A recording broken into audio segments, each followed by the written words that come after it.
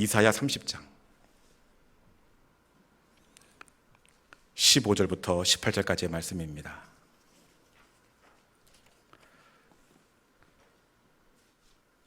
구약성경 1001면에 있는 이사야 30장 15절부터 18절까지의 말씀을 저와 여러분 한 절씩 교독하도록 하겠습니다.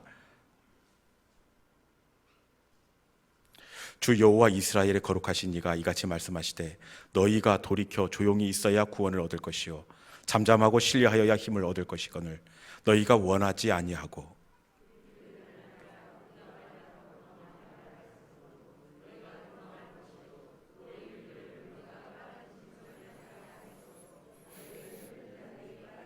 한 사람이 꾸짖은즉 천 사람이 도망하겠고 다섯이 꾸짖은즉 너희가 다 도망하고 너희 남은 자는 겨우 산 꼭대기에 깃대 같겠고 산마루 위에 깃이 같으리라 하셨느니라. 그러나 여호와께서 기다리시나니 이는 너희에게 은혜를 베풀려 하심이요 일어나시리니 이는 너희를 긍휼히 여기려 하심이라. 대저 여호와는 정의의 하나님이시라. 그를 기다리는 자마다 복이 있도다. 아멘. 할렐루야. 네, 하나님께서 이 말씀을 통하여 오늘도 우리에게 은혜 주시길 원합니다. 회사도 그렇고 가정도 그렇지만 이 교회는 유달리 연말이 참 많이 분주하고 바쁩니다.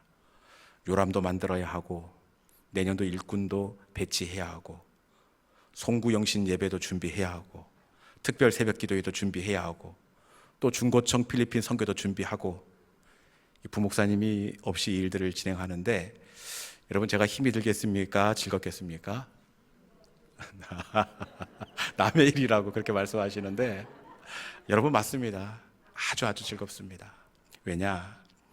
우리 성도들과 함께 나눌 은혜들을 생각하니까 그 은혜의 떡을 함께 먹으면서 즐겁고 행복해할 그 모습들을 기억할 때에 정말 버거운 것이 아니라 즐겁습니다. 여러분 잘 되는 교회를 보면 어렵고 힘든 상황이 오면 오히려 더 이해하고 더 기도해주고 더 참아주고 더 서로를 안쓰러워하는 법입니다. 그 교회가 바로 수준이 있는 교회입니다. 가정도 마찬가지 아닙니까? 혹시 아빠가 안 계시는 가정 가운데에서도 아이들이 철이 들어서 엄마를 안쓰러워하고 형제들끼리 서로 우애하고 아끼면 그 가정은 형편에 상관없이 행복하게 되어 있습니다. 그런데 안 되는 가정은 이해할 만큼 컸는데도 불구하고 서로 티격티격 다투고 싸웁니다. 그러면 힘이 드는 법입니다. 우리 교회는 제가 참 감사한 것이 서로 아끼고 이해하고 배려하고 그리고 어떻게든 함께 손을 잡아주는 그런 따뜻한 교회라 제가 굉장히 마음이 안심이 되고 보람이 있습니다.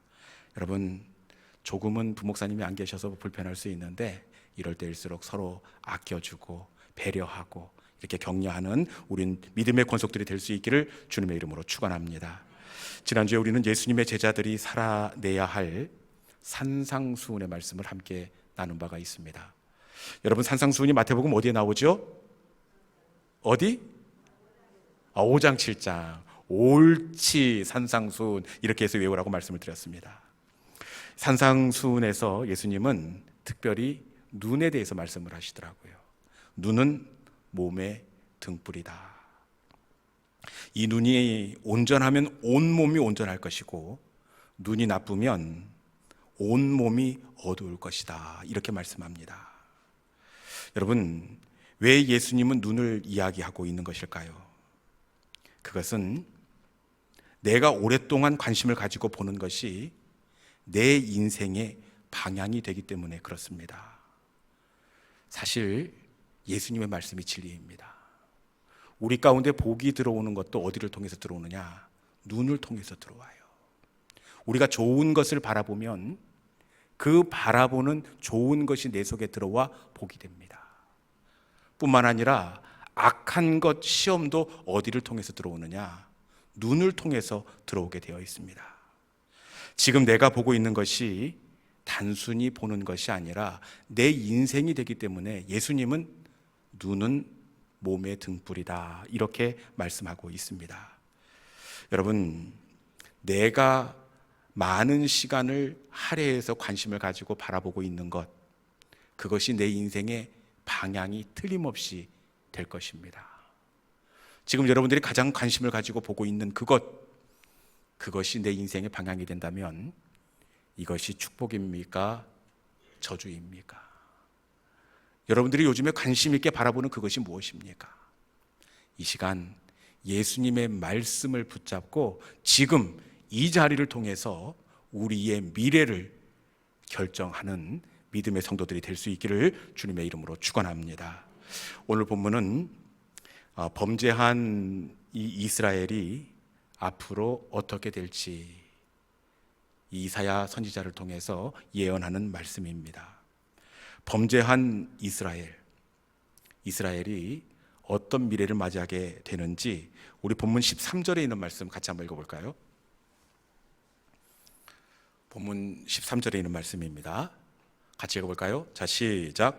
이 죄악이 너희에게 마치 무너지려고 터진 담이 불쑥 나와 순식간에 무너짐 같게 되리라 하셨은즉. 아멘. 하나님께서 이스라엘 백성들의 미래가 어떻게 된다 말씀하고 있습니까? 무너진 담장같이 되게 할 것이다. 그런데 그냥 담장이 아니라 어떤 담장? 한순간에 불쑥 무너진 담장같이 되게 하겠다, 이렇게 말씀합니다. 여러분, 담장이 무너지는 것도 문제지만 한순간에 불쑥 갑자기 무너지면 이것은 정말 문제 중에 문제입니다. 징후가 있다가 담장이 무너지면 어떻게 대비를 할 수가 있지만 징후가 없이 어느 순간에 불쑥 무너지면 이것은 정말 감당하기가 어렵습니다. 우리 사진 한번 보여줄까요? 사진. 네네. 여러분, 이 사진이 광주에서 작년에 일어났던 담장이 무너지는 장면입니다. 그 옆에 지금 버스가 밑에 다 깔려 있어요. 징후가 전혀 없다가 갑자기 한순간에 담장이 무너질 때에 걷잡을 수 없는 참사가 일어나게 되어 있습니다. 순식간에 담장이 무너지면 이것은 정말 재앙 중에 재앙입니다. 사진 그만 보세요, 이제. 네. 그리고 또 이스라엘을 어떻게 심판하겠다고 하나님께서 말씀하시느냐, 우리 14절에 있는 말씀 같이 한번 읽어봅시다. 먼저 담장이 불쑥 무너진 것 같이 그들이 심판을 당하게 될 것이다, 이렇게 말씀하고, 두 번째는 어떻게 심판하겠다고 말씀하시는지 14절에 있는 말씀입니다. 같이 한번 읽어봅니다. 자, 시작. 그가 이 나라를 무너뜨리되 토기장이가 그릇을 깨뜨림같이 아낌이 없이 부수시리니 그 조각 중에서 아궁이에서 불을 붙이거나 물 웅덩이에서 물을 뜰 것도 얻지 못하리라. 아멘. 이스라엘이 어떻게 될 것이라고 말씀하고 있습니까? 마치 토기장이가 그릇을 깨뜨림 같이 그들이 부서질 것이다, 이렇게 말씀합니다.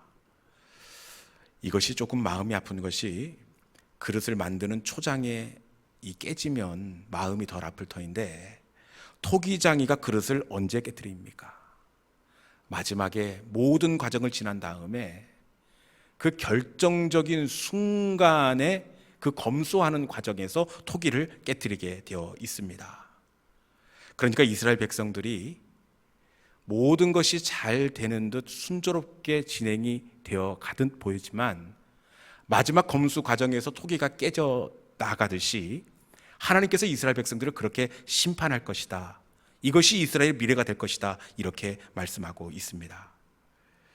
여러분, 도대체 왜 하나님은 이스라엘 백성들의 앞날이 이렇게 한순간에 불쑥 무너지는 담과 같이 될 것이고, 그리고 한순간에 깨진 옹기처럼 될 것이다, 이렇게 예견하고 있을까요? 왜 이스라엘을 이렇게 하나님은 심판하시고 예언하시는데 이렇게 말씀하고 있는 것일까요? 그것은 18절 때문에 그렇습니다. 18절. 이스라엘이 이런 앞날을 만나게 된 것은 바로 18절 때문입니다. 자, 18절 말씀 같이 한번 읽어봅시다. 자, 시작. 그러나 여호와께서 기다리시나니 이는 너희에게 은혜를 베풀려 하심이요 일어나시리니 이는 너희를 긍휼히 여기려 하심이라. 대저 여호와는 정의의 하나님이라. 그를 기다리는 자마다 복이 있도다. 아멘. 이스라엘에게 이런 심판이 예고된 것은 바로 기다리라는 하나님의 말씀에 순종하지 못했기 때문에 그렇습니다. 하나님은 기다리는 자마다 복이 있을 것이다. 기다리라, 이렇게 말씀합니다. 그럼에도 불구하고 이스라엘 백성들은 기다리라는 하나님의 말씀에 조바심이 났습니다. 그래서 이스라엘 백성들이 어떻게 하느냐, 2절 말씀을 같이 한번 읽어봅시다. 2절, 자 시작. 그들이 바로의 세력 안에서 스스로 강하려 하며 애굽의 그늘에 피하려 하여 애굽으로 내려갔으되 나의 입에 묻지 아니하였도다. 아멘. 하나님께서는 기다리라 이렇게 말씀하시는데 그들이 기다리지 못하고 애굽으로 내려갔다 이렇게 되어 있습니다. 당시의 상황을 조금 말씀을 드려야 할 필요가 있는데, 이스라엘 백성들이 기다리라는 하나님의 명령이 있음에도 불구하고 기다리지 못하고 왜 애굽으로 내려갔을까요? 이 당시의 상황을 조금 말씀드려야 되는데, 그것은 위쪽에서 침공하고 있는 아수르의 위협 때문에 그렇습니다. 가장 북쪽에 아수르라는 나라가 세력을 확장한 다음에 바로 아래에 있는 아람을 집어삼킵니다. 아람을 먹고 나서 북이스라엘, 그리고 그 다음에는 남유다, 지금 이스라엘 백성입니다. 여러분, 세력을 확장한 이 아수르가 턱 밑까지 지금 내려왔습니다. 이런 상황 가운데서 하나님은 기다리라 이렇게 말씀하시지만, 여러분 같으면 이런 상황 가운데서 기다릴 수가 있겠습니까? 기다린다는 것이 정말 어려운 일입니다. 턱 밑까지 아수르가 지금 밀고 내려온 상황입니다.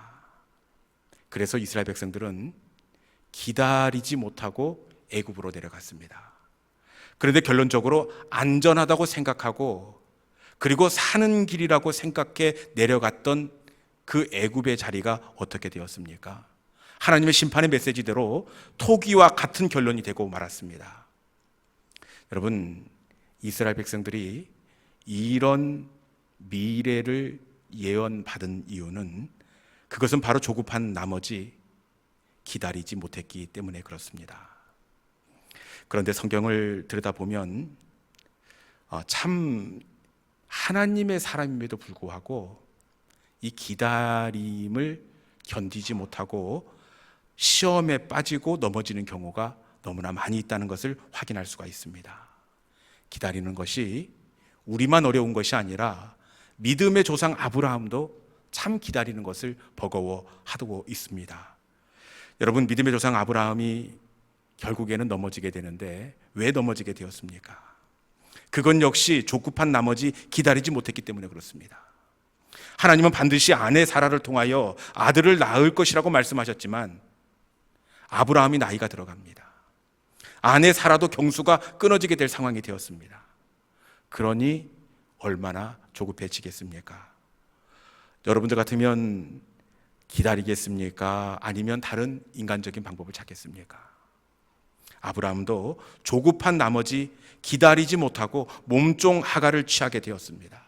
그리고 결국 하갈이 낳은 이스마엘 때문에 평생 소가리를 하는 인생이 되고 말았습니다. 여러분, 사울 왕이 넘어진 것도 마찬가지 아닙니까? 이 블레셋과의 전쟁을 출정할 때 사무엘이 사울에게 정한 기한이 이르기까지 기다릴 것을 명령합니다. 그런데 전쟁이 맹렬해지고 백성들이 흩어지게 되자 이 사울 왕의 마음이 조급하게 되었습니다. 그리고 결국 기다리지 못하고 제사장만이 드릴 수 있는 번제를 사울이 드림으로 말미암아 넘어지고 말았습니다. 여러분, 믿음은 하나님의 때를 기다리는 겁니다. 조급하면 언제나 실수하게 되어 있고, 이 조급하면 평생 설익은 밥만 먹게 되어 있습니다. 여러분, 조금만 기다리면 아주 찰지고 맛있는 밥을 먹을 수 있을 텐데 기다리지 못하고 뚜껑을 열어버리면 어떻게 되겠습니까? 조급해하고 기다리지 못하는 사람은 제가 보니까 평생 평생 설리금방만 먹게 된다는 겁니다. 여러분, 그러면 이스라엘 백성들은 왜 기다리지 못했을까요? 앞서 말씀드린 내용대로라면 그들이 상황이 너무 긴박했기 때문에, 조급했기 때문에 기다리지 못한 것처럼 그렇게 보여집니다. 그런데 이스라엘이 기다리지 못한 진짜 이유는 상황 때문이 아닙니다. 그들이 진짜 기다리지 못한 이유는 사실은 그들이 믿음이 없었기 때문입니다. 우리 15절에 있는 말씀 같이 한번 읽어보도록 하겠습니다. 15절에 있는 말씀입니다. 자, 시작. 주 여호와 이스라엘의 거룩한 이가 이같이 말씀하시되 너희가 돌이켜 조용히 있어야 구원을 얻을 것이요 잠잠하고 신뢰하여야 힘을 얻을 것이거늘 너희가 원하지 아니하고. 아멘. 하나님은 이스라엘 백성들에게 분명하게 말씀하십니다. 아수르가 위협을 한다고 하더라도 저희는 연기나는 부지깽이에 불과하다. 너희는 잠잠하고 하나님을 신뢰하라. 하나님을 신뢰하라. 그런데 이스라엘 백성들은 상황 때문에 애굽을 의지한 것이 아니라 사실은 신뢰하라는 하나님의 말씀을 믿지 못했기 때문입니다. 여러분, 기다림의 문제는 언뜻 보기에는 상황적인 문제라고 생각이 되지만 사실 기다림의 영역은 믿음의 영역입니다. 믿음이 있는 사람이 기다릴 수 있고 하나님을 신뢰하는 사람이 마침내 기다릴 수 있습니다.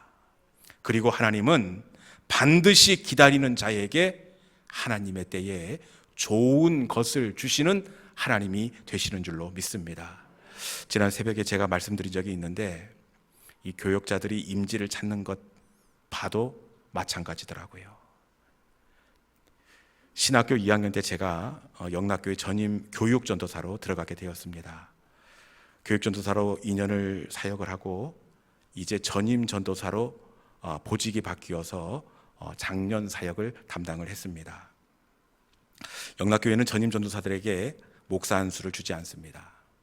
그래서 2년 차가 되면 12월 마지막까지 다음 임지를 스스로 찾아가야 합니다. 여러분, 그러니 전임 전도사 2년 차가 되면 어디에 관심이 있겠습니까? 추석이 지난 그 무렵부터 동기들이 모여서 누가 어떤 교회로 팔려나가느냐, 얼마나 빨리 교회를 찾아가느냐, 이것이 가장 큰 관심입니다.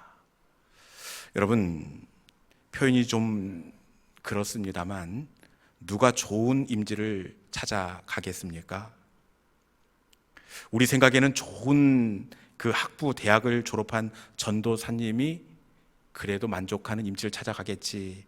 그것도 아니면 설교를 잘 하시는 전도사님이 좋은 임지를 만족한 마음으로 찾아가겠지, 이렇게 생각하는데 좋은 임지를 찾아가는 사람은 따로 있습니다.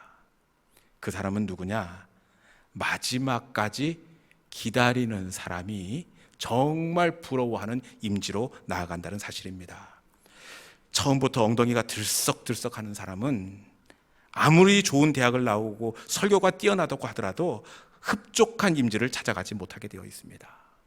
결국에는 기다리는 분이 이기게 되어 있고 기다리는 분이 좋은 것을 갖게 되어 있습니다. 여러분, 믿음은 하나님의 때를 기다리는 것인 줄로 믿습니다. 여러분, 그러면 어떻게, 이 기다림이 참 어려운데 이 기다림의 그 시간들을 우리가 견디고 감당할 수가 있을까요? 어떻게 하나님의 때를 묵묵히 믿음으로 기다릴 수가 있을까요? 그냥 이를 악물고 두 손을 꽉 쥐어짜면서 그렇게 기다릴 수가 있을까요? 여러분, 기다릴 수 있는 사람은 바로 기다림의 의미를 아는 사람이 정말로 기다림에 승리할 수가 있습니다. 세상 사람들은 기다림의 시간을 허비하는 시간이라고 생각하고 허투루 보내는 시간이라고 생각합니다. 그런데 하나님의 사람에게 기다리는 시간은 바로 하나님이 내 인생의 뜸을 들이는 시간입니다. 여러분, 기다리는 시간은 허투루 보내는 시간이 아니라 내 인생에 뜸을 들이는 시간, 이것이 바로 기다리는 시간입니다. 우리 하나님은 우리 못지않게 밥하기의 명수입니다. 우리는 혹시 밥을 태울 수 있을지 모르지만 우리 하나님은 실수가 없으신 하나님입니다. 절대로 태우거나 설립게 하지 않으십니다. 하나님은 반드시 기다리는 나에게 우리의 인생을 가장 맛있고 가장 찰진 밥으로 지으시는 하나님이 되시는 줄로 믿습니다. 여러분, 기다림의 시간이 어떤 시간이라고요? 뜸들이는 시간이에요. 조금만 참아보세요. 그건 못 참고 뚜껑 열어가지고 매일 우리가 설밥 먹은 건 아닙니까? 기다림의 시간은 하나님이 뜸을 들이는 시간이에요. 하나님은 언제나 뜸을 충분히 들인 다음에 하나님의 사람들을 세우십니다. 그들의 닫힌 문을 뜸을 들인 다음에 하나님께서는 열어주세요. 뜸을 충분히 들여야, 여러분, 그래야 실수가 없기 때문이 그렇습니다. 요셉을 총리로 세우는 것도 보십시오. 우리 마음 같아서는 요셉이 꿈을 꾸고 난 다음에 바로 몇 해 안 돼서 그를 총리로 세울 것 같은데, 여러분, 요셉을 언제 총리로 세웁니까? 충분히 뜸을 들인 다음에 요셉을 총리로 세웁니다. 다윗을 왕으로 세우는 것 역시 마찬가지 아닙니까?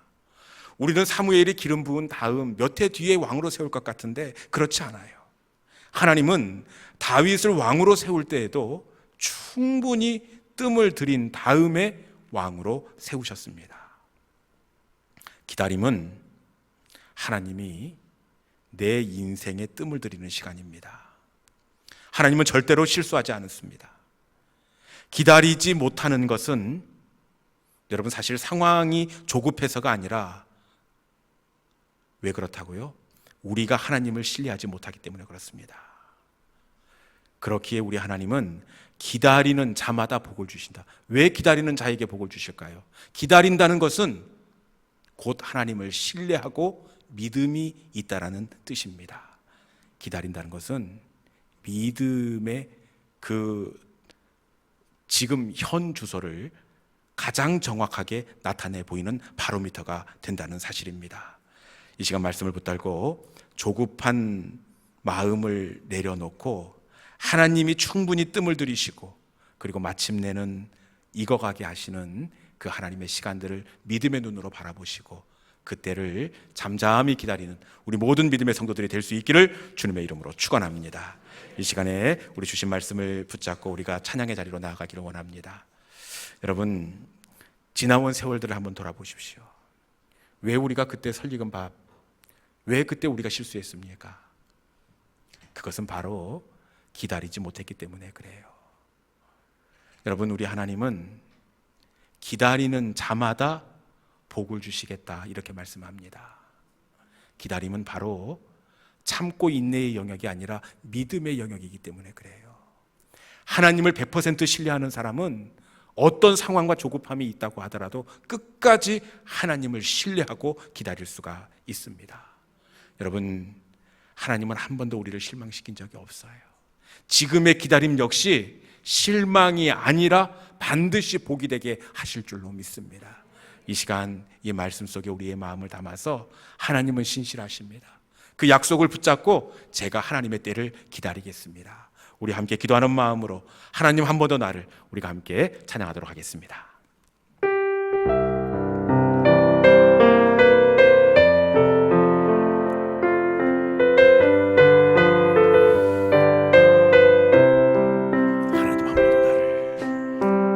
하나님 한 번도 나를 실망시킨 적 없으시고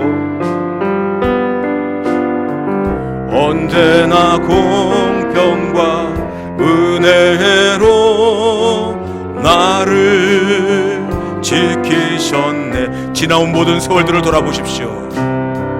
지나온 모든 세월들 돌아보아도 어느 것 하나 주의 손길 안 미친 것 전혀 오 신실하신 주, 오 신실하신 주, 오 신실하신 주, 내 너를 떠나지도 않으리라, 내 너를 버리지도 않으리라, 약속하셨던 주님, 그 약속을 지키사 이후로도 영원토록 나를 지키시리라 확신하네. 지나온 모든 세월들을 돌아보십시오. 지나온 모든 세월들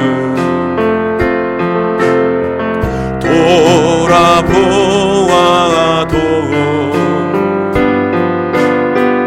그 어느 것 하나 주의 손길 안 미친 것 전혀. 다시 한번 고백합시다. 지나온 모든 세월들, 지나온 모든 세월들 돌아보아도